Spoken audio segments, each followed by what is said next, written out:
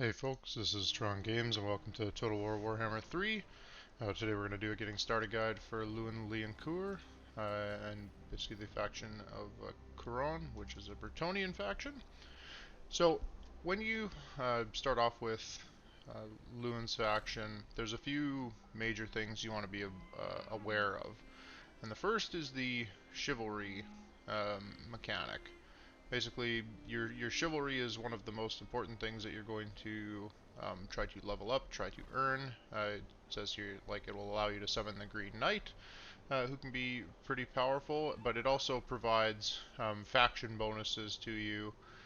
You can see it increases things like leadership, reduces corruption, increases recruit ranks.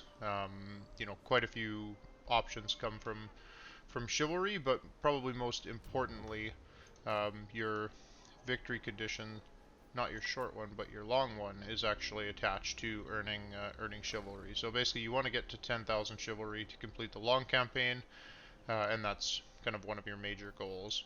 Off the bat, you're going to want to destroy the Mousillon faction, which is basically these guys right here, and that's going to be kind of an early goal of yours. Now, in terms of overall kind of faction effects here, really the biggest one is that you have improved movement range, and your leadership auras are larger when your lords are attacking. And then you can look at desert, savanna, and temperate areas. So mountain areas, there are a few close settlements that are not particularly good for you to invest resources in. So just be aware of that as you're going through the first few turns with Louen. So we'll jump in here together. Now if we take a look at Louen himself, he has a few interesting kind of abilities. He earns chivalry just by existing. It's one of his kind of important functions, is to continually generate chivalry for you. Now he has reduced upkeep for quite a few different units, but this is from a specific kind of faction mechanic that Bretonnia has. So we'll talk about that in a second. So he's reduced corruption, he heals a little bit more quickly. He actually starts with all knightly vows unlocked, so we'll talk about what that is. And then he has increased leadership and melee attack when fighting basically specific factions. So Warriors of Chaos, Demons, Undead, Greenskins. That's what you'll spend a lot of the time fighting. You might fight some Skaven and stuff like that too, but the Bretonnian vows are quite important. Louen starts with them all unlocked, and that's where these items kind of come from. That's why he has so many different effects. So his Knight's Vow kind of reduces corruption, and there's different things that you do to unlock these. So I'll show that when we recruit another lord in a little bit.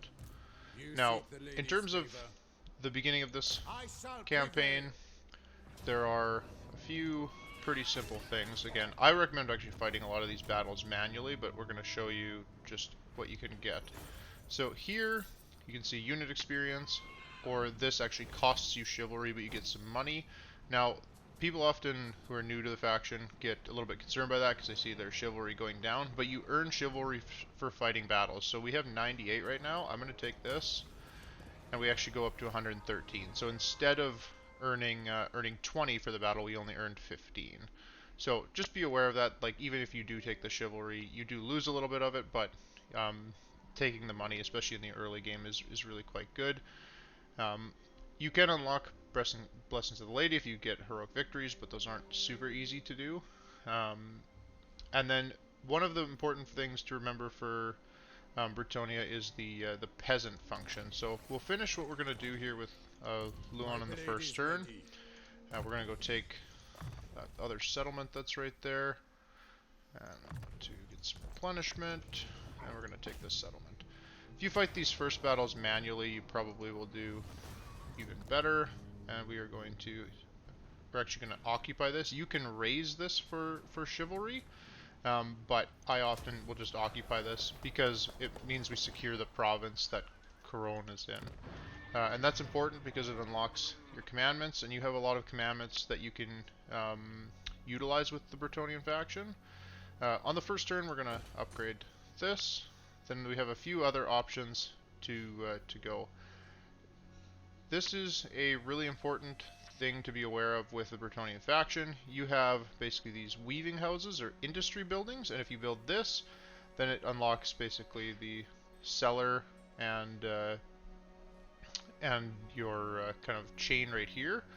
Whereas this, if you level this up, this actually decreases your income from farms, and farms allow you to recruit more peasants. So I typically just about always build this right away. Now, one of the things that is kind of interesting at the beginning, if you look at the recruitment options, you can get men-at-arms or spearmen-at-arms. If we go back here, it's both from this building, but if you go to this one, it will unlock peasant mobs and peasant bowmen relatively quickly. So I usually build this building on the first turn. I usually end up recruiting a few of these guys. I tend to take the spearmen on the first turn, and we want to just build up our forces a little bit. And one of the things you'll notice too when we took this settlement is even though we secured this, we didn't actually finish off Mousillon. It's because they have another settlement down here. So you have kind of two options at the beginning of Louen's campaign, and one is to just go after these guys and try to work your way over here and defeat them.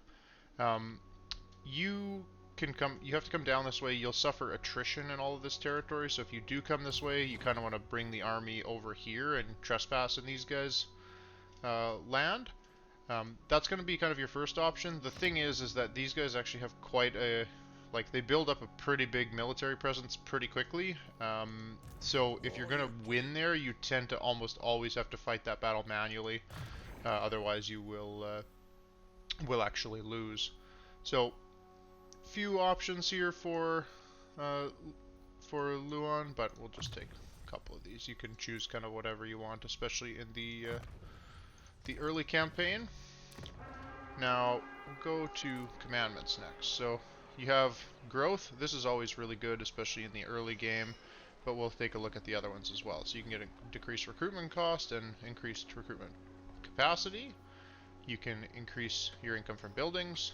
You can decrease the cost of buildings and improve your research rate, or get quite a bit of additional control. So the thing with Bretonnia is you actually have pretty good power from these actual commandments for your faction. So I'm going to take growth. We want to level Couronne up quite a bit, and then we'll come to the tree here. So we can go this direction. You'll notice we get quite a bit of chivalry from doing research. So we get 50 for doing that, we get 50 for doing this, and it upgrades like our lords and our heroes and things like that. And then you'll notice here in the tree you have opportunities to confederate with different groups. I don't tend to research these particularly early because sometimes the factions get destroyed. You still get the chivalry if you research them later, even though you might not necessarily need to confederate. You don't want to research these too quickly either, because you end up basically wasting the opportunity because the confederation debuffs your faction and you can't confederate. I typically always come over here first and start earning or like working my way through this tree, because you get just increased growth early on, allows you to recruit peasants and construct buildings for cheaper. There's just quite a bit of good items in this section, so I tend to come over here first. In terms of diplomacy, there's one major agreement you want to be aware of right away, which is you have a non-aggression pact with these guys, and you have military access, so you can walk through their area here without being penalized. And it can be good to actually try to get some trade agreements with these guys early on, so you can get a little bit of money out of them, because we don't want to fight with these guys. We want to either confederate them later, or use them kind of as a buffer against Mousillon. So if we go through here, we see a whole bunch of other factions there, but really the only other one that we might be able to do something with is these guys. So we could get a non-aggression pact with them. I'm not going to bother because they are very, very, very weak off the start. A lot of these factions that are close by you are pretty weak. The Sightless is up this direction, but the Skull Smashers are usually the worst faction close to you. One of the other things in the early game you might want to try to do is push for Marienburg. Marienburg is a very rich city, so It's one of the richest regions in the game, I believe. So that can be a early option as well. So early in the video, I said that you have kind of two options to go for off the bat. One is you go after Musalon. The other is you actually are going to do what we're going to do in this campaign, which is we're going to go after the greenskins here. We actually don't care about actually taking this settlement. We want to generate a little bit of chivalry, and we want to remove kind of a faction that's pretty close to us and is not going to be our friend by burning the settlement down. So we want to come around this way to get rid of these guys. Now, the early game for Quran is really about leveling up your city. There are a few factions in the area that tend to be, pretty, kind of thorns in your side type of thing later on. And we'll go through those in just a second here. We'll get Louen set up here. So we're just moving over here, and then we're going to start recruiting peasants. So here, the thing that you might notice is that the peasant mob doesn't have any upkeep, so you can get basically peasants for $100, and then you don't actually have to pay any upkeep. I typically grab some archers right at the beginning, but that's purely to boost my range capacity. The thing is here, you can't really recruit more than 10 peasant units, so you have to be really aware of that. You want to keep your farms working at full capacity, and so we're coming across there with him. Now, in terms of dangerous factions, there is a Vampire Counts faction right here that is quite annoying. Usually in my campaigns with Bretonnia, these guys tend to expand. In my campaigns with just about anybody else, they tend to get stuck in here, so that's one faction to be aware of. Reichland is down this way. You tend to want to befriend the Empire most of the time. They're kind of a good shield for you from this direction. This faction right here is an Empire faction, but if you can take this one, if these guys come and they wreck this, that's good for you, because you can take it. There is another Greenskins faction over this way.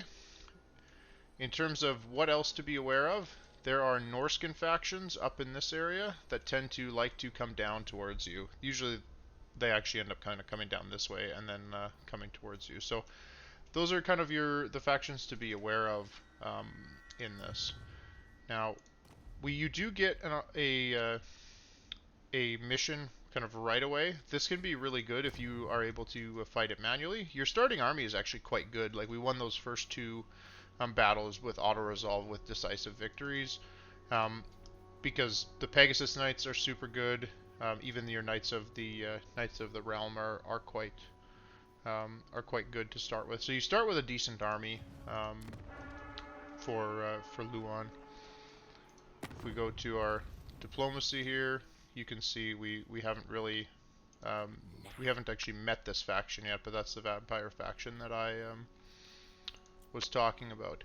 You actually do start close to the most dangerous faction in the game, the strongest faction in the game, which is a rogue pirate army that they're gonna not do anything to you generally. They just leave you alone. So we'll advance one more turn here, and then we'll just finish off the kind of initial strategy that we've selected, because this is a really good way to start off Louen's campaign. As you build up your forces, you get your peasants recruited, you start to level up Couronne, and get things just kind of rolling with your campaign. There are certain regions in this area too that tend to be decently strong if you can get a hold of them, and they are the gates in this area. So you can control access to regions pretty well if you can get your hands on this gate, and often the vampires go after that pretty early. So we'll come up here right away, and we should be able to smash these guys pretty easily. So it's a Pyrrhic victory, but that's alright. We'll auto-resolve it. And then here we just got a whole bunch of money. We could sack this, but we'd lose a bunch of chivalry. I'm going to actually raise it in this case, because we want to get rid of that faction. Usually, if you want to level up Louen's faction, or Louen himself, quite quickly, you would end up just sacking that and, you know, don't worry about the chivalry because you don't have very much to start with. But long term, I mean, you want to pay attention to that.